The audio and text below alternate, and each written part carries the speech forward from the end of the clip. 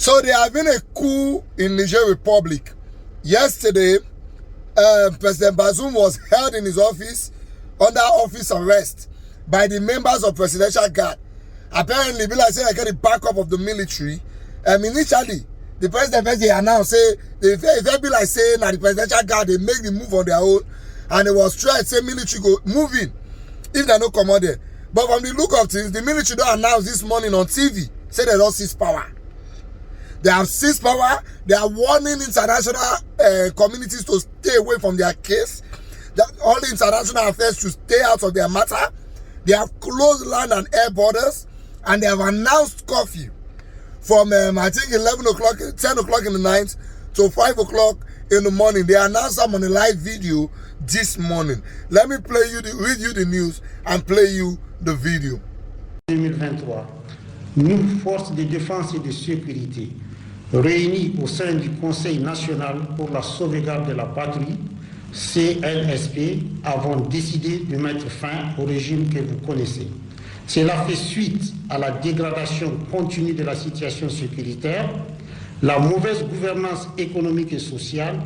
Réaffirmons notre attachement au respect de tous les engagements souscrits par le Niger. Nous rassurons la communauté nationale et internationale par rapport au respect de l'intégrité physique et morale des autorités déchues conformément aux principes des droits humains. Soldiers in West African country of Niger have announced a coup on national TV. They said they had dissolved the constitution, suspended all institutions, and closed the nation's border. Niger's President Mohamed Bazoum has been held by troops from the Presidential Guard since early on Wednesday. He was promised Washington's unwavering support in a call from U.S. Secretary of State Antony Blinken. UN Secretary Antony Guterres also said he had spoken to the president and offered the UN's full support to the uranium-rich country. Mr. Bazoum is a key Western ally in the fight against Islamist militancy in West Africa. Two neighboring countries, Mali and Burkina Faso, have experienced coup triggered by jihadist uprising in recent years. In both countries, the new military leader had fallen out with France, the former colonial power, which also formerly ruled Niger, a vast arid country on the edge of Sahara Desert and one of the poorest nations in the world. Mr. Bazoum's whereabouts are unclear, but in a statement on Twitter on Thursday morning, he said the hard-won gains will be safeguarded and that Nigerians who love democracy will see to it. Former Minister Hassami Masoudu has declared himself the head of state and called on all Democrats to make this adventure fail.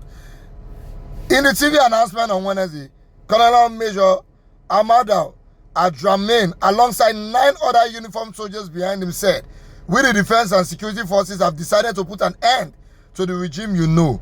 This follows the continuing deterioration of the security situation and poor economic and social governance."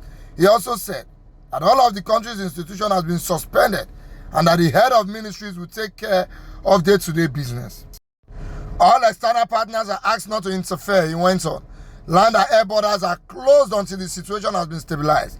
He added a night curfew will take effect from 10 p.m. until 5 a.m. local time until further notice. Colonel Major Adramain also said the soldiers were acting from the National Council for the Safeguard of the Homeland. This coup is yet further bad news for French and Western efforts to restore stability to the parts of the West Africa known as the Sahel.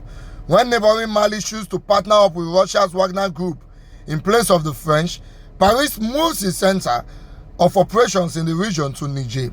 This coup, even if it turns out to be short-lived, had shown that even Niger cannot necessarily be relied on to be a permanent safe base. Western influence in the region is shrinking like a water pool in the dry season. The governments in Burkina Faso, CAR, Central African Republic, and Mali have all decided they would rather work with Russia's brutal Wagner mercenaries than any Western force. Wagner's primary interest in Africa has appeared to be more about enriching themselves and extending Kremlin's influence than following Western goals of trying to nurture better governance. For the two major insurgent groups in the region, those linked to so-called Islamic State and Al-Qaeda, this is good news. They thrive on instability, poor governance, and local resentments of the government. So a coup in Niger is likely to further hamper efforts to contain them.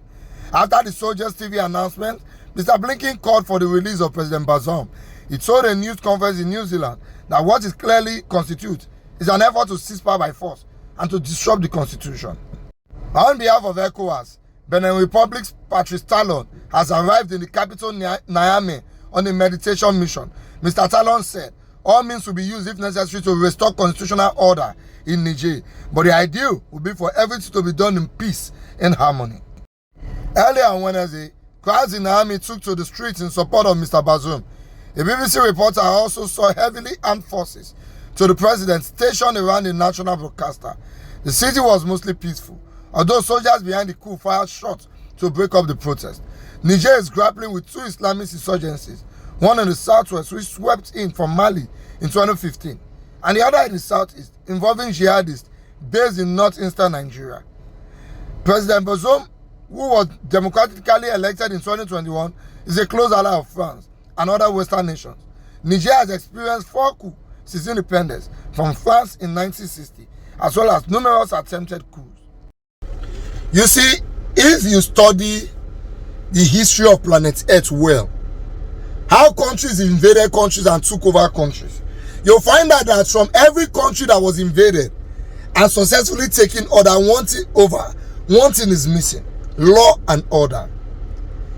Any set of people that does not have law and order, this is what will keep happening. Africa has to find a way of putting proper law and order in place. If not, issues like this will keep happening. Every time they get ECOWAS meeting, they go talk, we will not like coup d'etat, we not like it, nothing they happen again. So, and every time there's this problem in Africa, you always find that say international countries get hand inside. In terms of resources, Africa is the richest continent in the world. How come we have the poorest nations? Niger is very rich in uranium. How come it is one of the poorest countries? It is because these European and Western countries have a way of taking our resources, and at the end of the day they will call us the fraudsters. Meanwhile, they are the ones defrauding us. If you shake this coup again, you'll find that say they get backing of one country. Law and order that we don't have is the problem we have in Africa. And it be like every year, every day we graduate to the lawlessness. Look at what is happening in Nigeria. Africa has to find a way to checkmate itself. We have to find a way to provide everything we need for ourselves. There's nothing we need as Africans that we cannot provide for ourselves. We don't need these European countries always meddling in our affairs and making us look like we are touts all the time. They do coup for Mali, Niger move, go, France move their base, go Niger. Now the thing that happen for Niger. Which day will they talk about Guinea? Which day will they talk about Sudan? Now it's Niger. If we don't find a way of fixing ourselves, we'll keep complaining and complaining and complaining, and nothing will be done. These people will keep using us, ripping us off, and nothing will be done.